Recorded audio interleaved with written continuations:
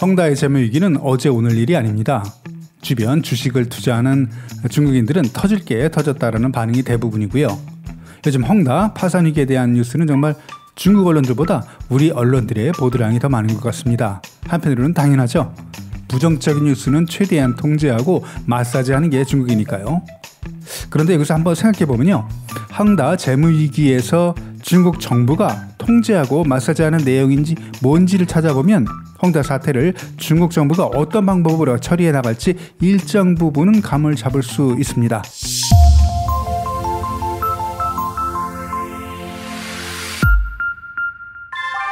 헝다의 재무위기는 중국의 시각에서 봐야 합니다. 이게 무슨 말인가 하면 중국은 사회주의 국가입니다. 장점인가 후진덕을 거치면서 생긴 오해가 있는데 중국이 경제만큼은 자본주의적인 관점으로 운영해 왔다고 믿지만 실제는 그렇지가 않죠. 만약 자본주의 국가에서 헝다와 같은 이런 문제가 터졌는데 정부가 해결에 나서지 않는다면 정권이 바뀌어도 몇 번 바뀌었을 겁니다. 반면 중국은 어떤가요? 1950년대 말 대약진 운동으로 3천만 명 이상 굶어 죽었어도 공산당은 건재했고요. 얼마 전에 사교육 금지 조치로 16만 개 기업이 도산해서 하루아침에 수백만 명이 넘는 실업자가 양산됐고 여기에 수천만 명의 학부모가 학원비를 돌려받지 못한 사태가 발생했지만 어디에서도 사교육 금지로 피해를 보는 업체와 실업자 그리고 학부모에 대한 뉴스는 없었습니다. 피해자가 수천만 명이나 되는데 말입니다. 이게 중국이죠. 분리해서 격리시키고 통제하고. 중국의 사교육 비즈니스가 우리와는 경제적, 사회, 문화적 관계가 거의 없기 때문에 관심이 없는 것이지 중국 사회에 준 충격은 이번 헝다 사태 못지 않았을 겁니다. 그동안 장청 방화벽을 세워서 해외 인터넷 접속을 막고 애국주의 교육에 언론, SNS도 통제하고 알리바바 같은 IT 기업들의 빅데이터 독점을 강제로 금지시킨 이유가 다 여기에 있습니다. 부동산 산업은 중국 GDP의 28%를 차지합니다. 마진이 워낙 좋아서 건설사들과 지방정부는 대규모 자금을 높은 레버리지로 끌어들여서 고수익을 내온 중국 경제의 금융시한 폭탄입니다. 그만큼 중국 정부는 통제 가능한 환경에서 부동산 시장을 안정시키고 부실 부동산 기업을 질서 있게 퇴장시키는 작업이 지난 몇 년간 중국 공산당 정부의 중요한 핵심 업무 중 하나였습니다. 이런 이유로 2010년 중국 정부는 부동산 업체들에게 넘지 말아야 할 3가지 레이드라인을 제시합니다. 2010년 8월 중국 언론들은 헝다가 이 3가지 조건 모두 위반했다고 보도했습니다. 당시 순부채 비율이 153%, 자산 부채율이 83.4%, 현금 대비 단기채 비율이 0.54. 중국 정부가 추진하는 중요 정책을 전면 위반하는 헝다였는데요. 그리고 2010년 9월 헝다 구조조정 보고서라는 교문서가 중국 온라인에 등장했었습니다. 작년 10월 저희 차이나는 스토리에서도 헝다 구조조정 보고서를 다룬 영상을 올렸었는데요. 보고서의 내용은 140조 이상의 채무가 있는 헝다를 광동성 정부가 구제해주지 않으면 부도가 날 거고 그럴 경우 중국 내 100여 개의 금융기관이 피해를 입고 수십몇 명의 실업자가 발생한다는 한마디로 배째라식의 협박문서였죠. 다들 헝다의 자작극이라고 했지만 헝다는 적극적으로 당시 부인하면서 일부 부동산을 처리, 대출 상환하는 액션도 취했는데 지금 보면 다 헝다의 자작극인 게 틀림없어 보입니다. 이렇게 헝다의 재무위기는 올 9월 갑자기 생긴 게 아니고 작년에도 알만한 사람들은 다 알았던 2016년부터 시작된 문제였습니다. 부동산 기업에 대해서 3개의 레드라인을 설정한 걸 보면 중국 정부는 최소한 1년 전부터 헝다의 파산 가능성을 인지했다고 봅니다. 나서려고 했다면 벌써 나서서 구제 금융 퍼붓고 사태를 수습할 수도 있었지만 중국 정부 지난 1년간 재정적으로 어떤 도움도 헝다에 제공하지 않았습니다. 물론 그렇다고 중국 정부가 헝다의 재무 위기를 손 놓고 구경만 한 건 아닙니다. 먼저 헝다의 재무 문제와 관련된 부정적인 뉴스나 비판적인 논평들이 나오지 않게 언론을 통제했습니다. 이건 사교육 금지 관련 피해자 보도가 하나도 없는 것과 같은 이유라고 봅니다. 중국 정부가 나서서 언론을 통제하지 않으면 불가능한 일이거든요. 그리고 다른 채널을 통해서 자금을 마련할 수 있게 각종 편의를 헝다에 제공해 줬습니다. 그중 대표적인 게 헝다 신능원 자동차의 주식 상장입니다. 테슬라로 대표되는 친환경 에너지차는 중국에서도 큰 인기를 끌고 있는 신규 사업입니다.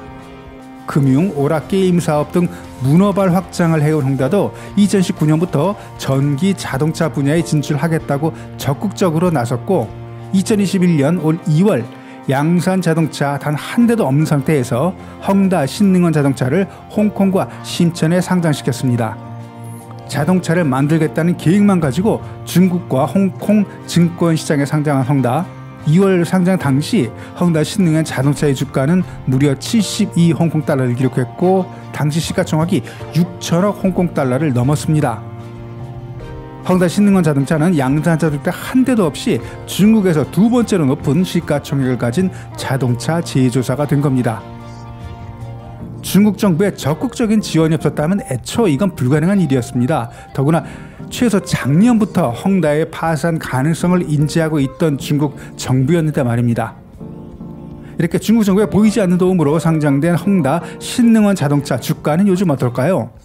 9월 17일 정오 현재 헝다 신능원 주가는 3 홍콩 달러로 폭락했고 현 시가총액이 300억 홍콩 달러, 2월 대비 95% 넘게 떨어졌습니다. 그리고 헝다 신능원 자동차를 샤오미에 지분 매각한다는 뉴스도 나오고 있는데 이것도 다 슈자인이 잘하는 언론 플레이였던 것으로 보입니다. 9월 9일 헝다 제프의 금융상품 중 일부 재테크 상품에 문제가 생겼다는 뉴스에 9월 23일 만기가 도래야 하는 은행 차입금에 대해서 헝다는 이자를 지불하지 않겠다는 뉴스도 보도됩니다. 중국 정부는 9월 9일 헝다에 대한 부정적인 뉴스를 통제하지 않고 그대로 놔두는 방관적인 자세를 취했습니다. 여기에 심천, 러양, 청도 등 중국 전역에 퍼져 있는 헝다 제프 지점 사무실을 찾아가서 원금 상환을 요구하는 시위 영상들이 중국 온라인에 하나둘 올라오기 시작했고 그 영상들은 지금도 중국 SNS에 그대로 남아 있습니다. 사람들이 10명만 길거리에 모여도 경기를 일으키는 중국 정부가 이런 영상들이 온라인을 통해서 중국 전역에 퍼지는 걸 수수방관한다는 건 사전에 준비된 시나리오가 없었다면 절대 중국에서는 불가능한 상황입니다.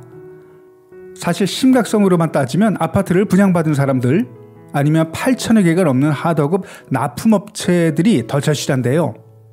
중국 정부가 생각 없이 금융상품 피해자 뉴스는 내보내고 부동산 상품 피해자 뉴스는 보도 금지 이렇게 하지는 않았을 겁니다.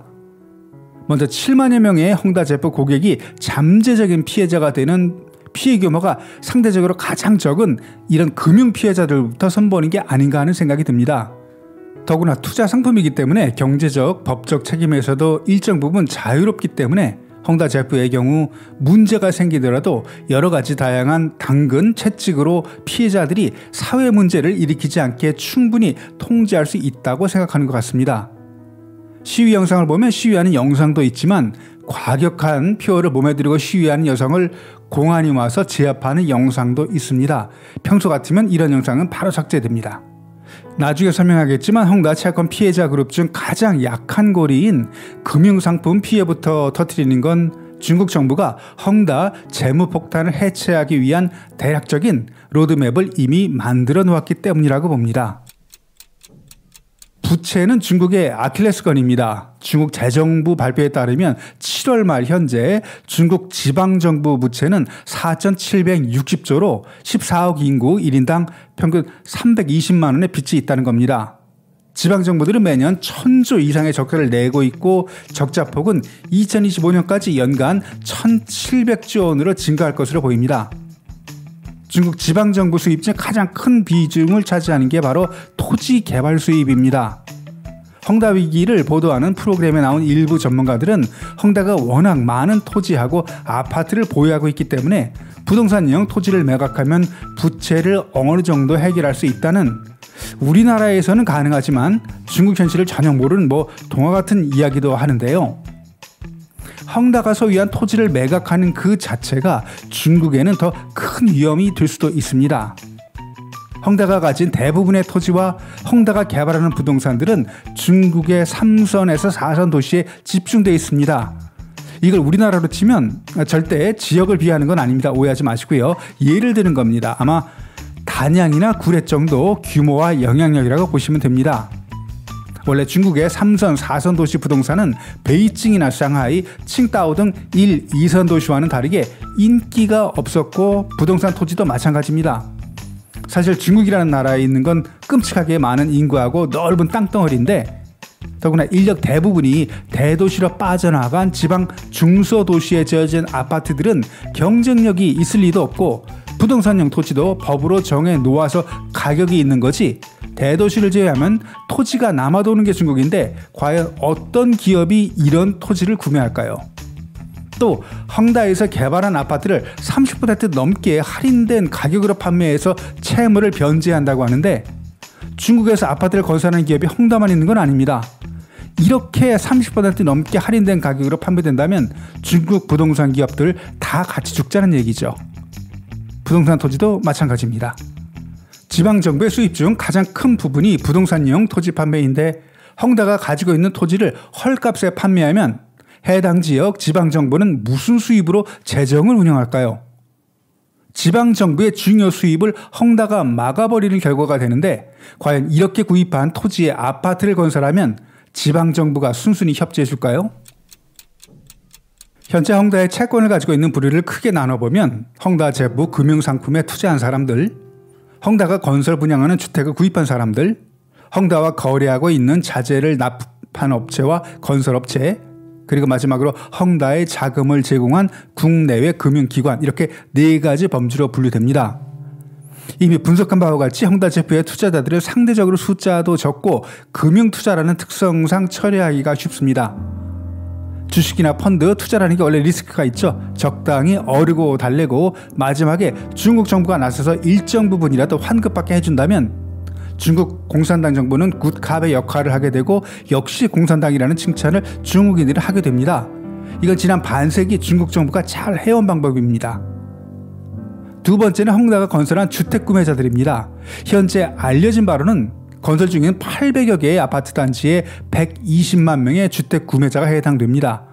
평균적으로 중국 아파트 건설은 3년 정도 걸립니다. 그리고 일부 중소형 기업들이 건설하는 아파트들은 준공 허가를 얻기까지 5년 정도 넘게 걸리기도 합니다. 헝다나 왕커 이렇게 대형 아파트 건설사들이 중국에서 인기가 있는 이유가 바로 이런 부분 때문입니다. 지방정부와 관계가 좋다 보니까 예정된 시기에 분양받을 수 있게 됩니다. 중소형 기업의 경우 지방정부의 눈밖에 난 기업들은 건설을 마치고도 준공 허가가 나지 않아서 도산하는 경우가 중국에서는 흔하게 볼 수 있습니다. 분양까지 3년 정도, 길면 5년에 중국 땅이 좀 넓은가요? 100만 채라는 숫자가 많아 보이지만 전 중국의 3, 4선 도시들의 건설 중인 헝다 아파트들을 일반 중국인들은 체감하기 어렵습니다. 중국 정부는 5년이라는 물리적인 시간에 3, 4선 도시라는 상대적으로 관심을 끌지 못하는 지리적인 이점, 여기에 영상 시작하면서 언급한 사교육 관련 보도에서 보여준 세계 최고 수준의 언론 통제 스킬까지 지역별로 분리해서 외부에 다 격리시키고 통제하면서 최초 헝다와 계획한 내용과는 다르지만 적당한 해결책을 제시할 경우 주택 구매자들은 어쩔 수 없이 받아들일 수밖에 없을 겁니다. 중국 정부가 노리는 부분도 바로 이것이라고 보고요. 그리고 세 번째 부류인 8천여 개의 납품업체 하청업체들, 이들을 위해서 중국 정부가 구제금융 등을 고려할까라고 생각해보면 글쎄요, 가장 관심을 적게 받는 부류라고 봅니다. 마지막으로 은행과 국내외 금융기관입니다. 특히 헝다가 발행한 266억 달러 규모의 달러 채권을 가진 미국의 블랙록, 스위스의 UBS, 프랑스의 아문디 등 외국 금융기관에 대해서는 중국 정부가 국제적인 압력하고 차후 외환 수요를 고려해서 보상 계획을 논의할 거라고 봅니다. 그리고 마지막 중국 내 은행들과 투자기관들, 어느 나라나 부채 상환 첫 번째 순위가 은행이죠. 일정 부분 손해는 보겠지만 주택 구매자나 건설업자보다는 상대적으로 피해는 적을 겁니다. 손실도 감수해야 하고 일부는 불량 채권으로 처리해야 할 거라고 봅니다. 확실한 건 리먼 사태와 마찬가지로 최종적인 피해는 일반 투자자나 주택 구매자가 본다는 거, 이건 확실해 보입니다. 오늘 영상은 여기까지고요. 영상이 유익했다면 좋아요, 구독 부탁드립니다. 감사합니다. 不去，我这样不好，不去。坐着，我就问你，我给你们深圳带来什么治安的危害呀？崔老师。